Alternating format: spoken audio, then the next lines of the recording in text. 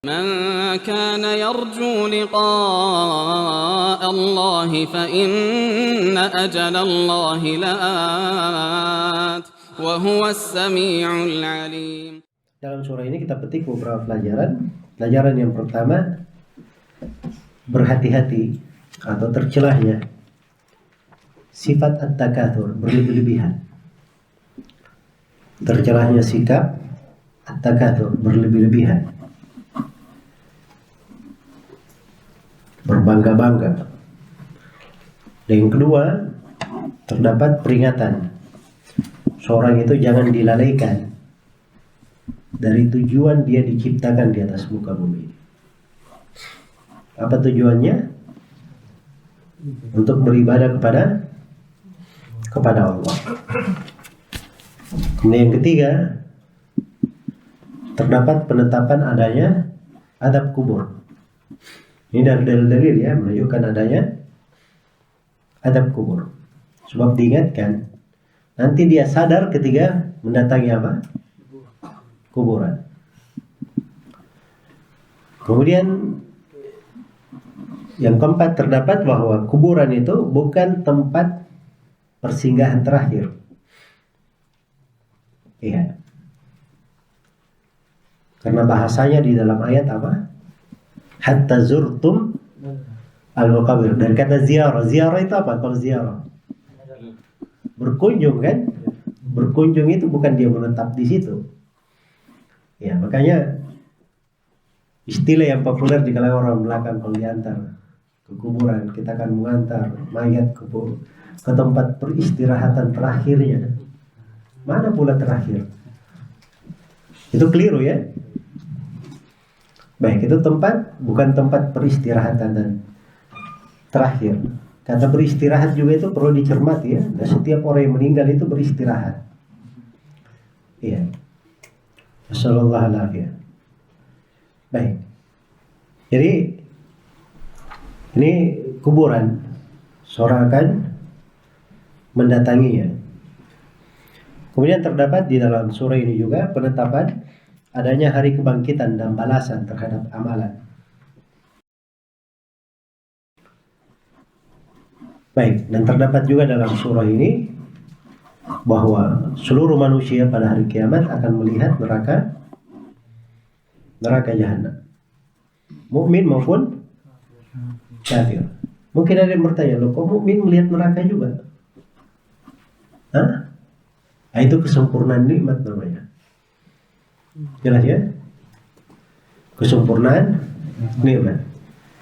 Jadi ketika dia sudah melihat neraka, bagaimana dahsyatnya neraka, lalu dia dimasukkan ke surga, nah, dia sudah dapat kenikmatan surga.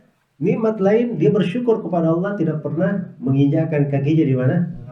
Neraka yang dahsyat itu. Jadi itu kesempurnaan nikmat. Jadi kalau dia pernah tahu ada neraka misalnya, maka dia tidak akan sempurna kenikmatannya. Ya, karena itu penduduk neraka itu, penduduk surga itu ketika ditanya oleh Allah di dalam hadits Abu Sa'id Al-Khudri riwayat Bukhari dan Muslim, wahai penduduk surga, inginkah kalian aku tambah nikmat? Kata penduduk surga, ya Allah, nikmat apa lagi?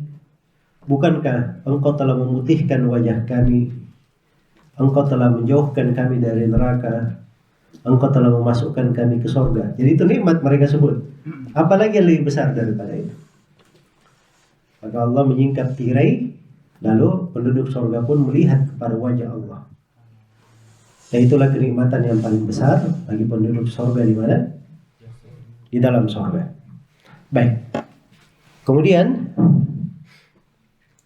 di dalam surah ini juga terdapat bahwa seseorang itu harusnya mempersiapkan jawaban untuk segala pertanggungjawaban terhadap nikmat-nikmat yang Allah berikan. Ya, nikmat itu ada pertanggungjawabannya. Harus kita persiapkan jawabannya. Ya, nasallallahu al-afiyah wassalamah. Baik. Kemudian terdapat juga di dalam surah ini tentang kewajiban bersyukur terhadap segala nikmat Allah Subhanahu wa Ta'ala. Kemudian kaidah lain dari surah ini, terdapat anjuran untuk zuhud terhadap kehidupan dunia dan semangat untuk kehidupan akhirat. Ya. Baik, kesimpulannya surah ini kalau diperhatikan dengan seksama itu seperti yang dikatakan oleh Ibnul Qayyim rahimahullah. Kata beliau, akhlasat hadhihi suratu lil wa'di wal wa'idi wat tahdid wa kafa biha mau'izatan liman aqalaha. Kata beliau, surah ini itu telah memberi intisari yang paling lengkapnya untuk janji, ancaman dan peringatan. Dan cukuplah itu sebagai nasihat mendalam bagi siapa yang berakal, memikirkannya dengan akalnya. Baik, jadi surah ini kalau diperhatikan luar biasa ya. Makanya surah-surah pendek ini kalau kita sudah baca tafsirnya, selalu kita ulangi sambil mengingat kandungan-kandungannya, itu pasti akan memberikan apa? Pengaruh yang berbeda. Ya. Baik.